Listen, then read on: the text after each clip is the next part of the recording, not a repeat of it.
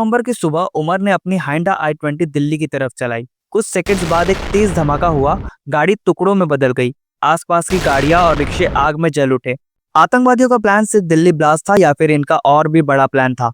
इस कहानी की जड़ 2022 में मिलती है। कश्मीर के कुछ डॉक्टर्स टर्की गए। पेपर पर ही एक मेडिकल कॉन्फ्रेंस था, लेकिन असली वजह थी एक हैंडलर से मिलना जिसका कोड नेम उकासा था।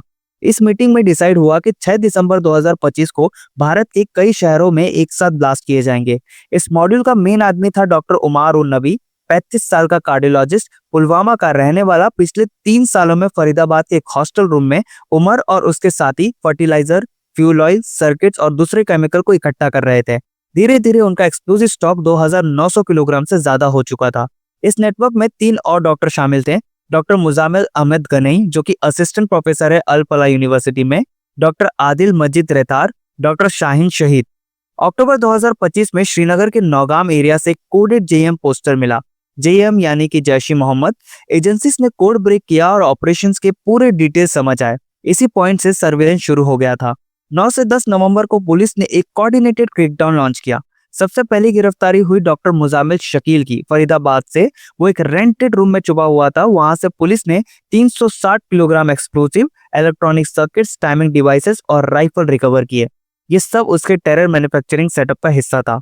दूसरी गिरफ्तारी हुई आदिल मजीद रेतार की, सहारनपुर से। उसके कॉलेज लॉकर से AK-47 राइफल और एम्यूनेशन मिला। उसका काम था ग्राउंड लेवल कोऑर्डिनेशन और वेपन प्रोक्यूरमेंट। तीसरी गिरफ्तारी हुई डॉक्टर शाहीन शहीद की, लखनऊ से। एक चेक पॉइंट पर उसके कार से असॉल्ट राइफल और कम्युनिकेशन डिवाइस रिकवर हुए। वो इंडिया में जेईएम को वुमन नेटवर्क को एक्सपांड करने का काम कर रही थी।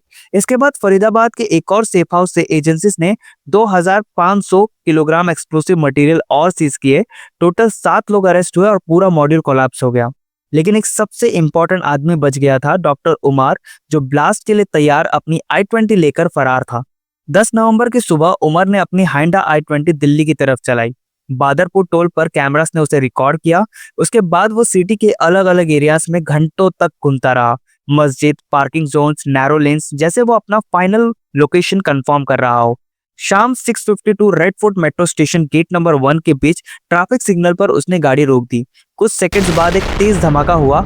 गाड़ी टुकड़ों में बदल गई। आसपास की गाड़ियां और रिक्शे आग में जल उठे। ब्लास्ट का एरिया 20 से 25 मीटर तक अफेक्टेड हुआ था। 12 लोग ऑन द स्पॉट मारे थे और कई लोग गंभीर रूप से इंजर्ड हो गए थे। इन्वेस्टिगेशन ने कंफर्म किया ये सुसाइड बॉम्बर डॉक्टर उमर ही था। डीएनए सैंपल, सीसीटीवी ट्रेल और ब्लास्ट साइट से मिलने वाले फ्रेगमेंट्स ने ये पूरा तस्वीर क्लियर कर दी। दिसंबर 6 को दिल्ली एनसीआर में और 6 ब्लास्ट एग्जीक्यूट होने वाले थे। रेड्स एक दिन भी लेट होती तो नुकसान कई गुना ज्यादा होता। लेकिन इन लोगों ने 6 दिसंबर ही चूज क्यों किया? क्योंकि इसी दिन 1992 में बाबरी मस्जिद को तोड़ दिया गया था।